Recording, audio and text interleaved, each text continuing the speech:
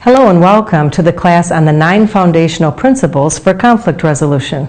I'm Koetje-Balder, and I'm actually going to be giving education for the help for conflict resolution as well as some visuals to give reminders about these steps. The first step is going to be mutual consent to choose the right time. Now the principle that I want to talk about is going to be the HALT principle.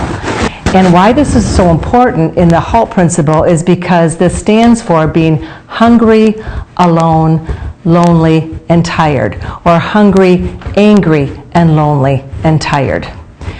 To be having hunger and anger is not a way to handle conflict. Being either will make nerves raw and can bring ability to the surface to be very irritated. The need to eat and stabilize blood sugar will be helpful in preparation for the right time. My children always tell me that even though I am a therapist and very nurturing and very patient with all of my clients, we can get into a restaurant and the minute I place the order, and if the food is a little longer than what mom thinks, I become irritated, and that is not my true nature. It is definitely because I am hungry. So I don't want to be entering into conflict and ask my couples and my folks to not enter into conflict either if they are very hungry, which will lead to anger. Anger can be extremely unproductive in resolving conflict. And if present, then this is not the right time to begin to solve the conflict. Anger can cause an amygdala hijack.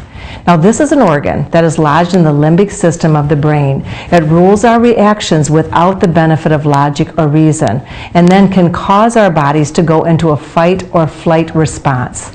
Now, the rational brain can make very sound decisions. A rational brain produces information in 50 milliseconds, but an emotional brain produces information in 2 milliseconds, which is 250 times faster.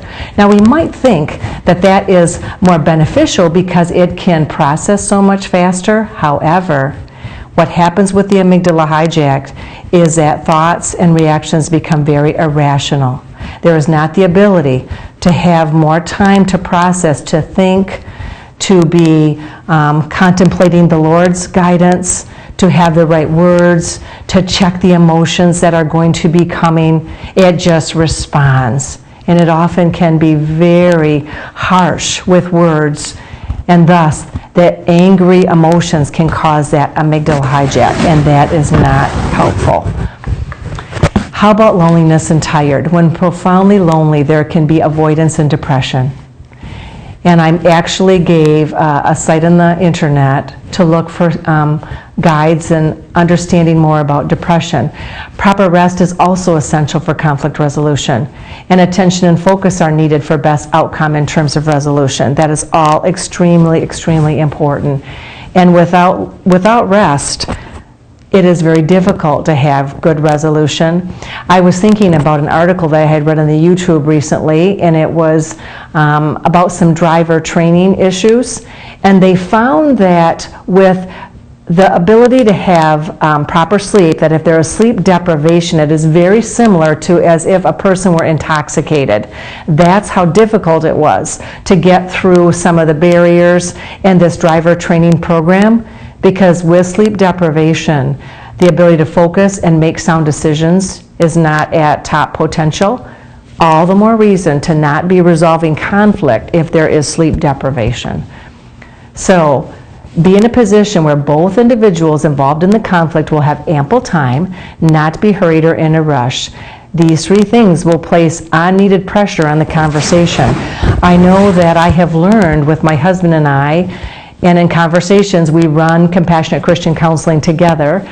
So sometimes there are some important decisions that are needed to be made, and it could be a financial decision. I might have a need to right away ask him about a decision, and it could be right in between my sessions, and that might be like 5 minutes. I've learned not to do that because he can tell that I'm in a hurry. I have to get to my next appointment, and that usually will prompt him to say no. And I understand that, because if he is in a rushed position for conversation and there is not ample time, it is much easier to say no and then not have to worry about any of the answer anymore after that. So I will wait until usually dinner time or at the end of our workday before I bring up issues, and especially an issue that might be conflictual.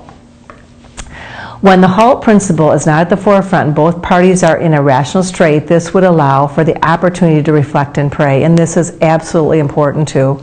James 1, 2 through 5 speaks of the patience in the absence of hurry, and taking the opportunity to pray will lead to answers. My brethren, count it all joy when you fall into various trials, knowing that the testing of your faith produces patience. But let patience have its perfect work, that you may be perfect and complete, lacking nothing. If any of you lacks wisdom, let him ask God, who gives to all liberally and without reproach, and it will be given to him. And that is the bulk for the first principle. Thank you.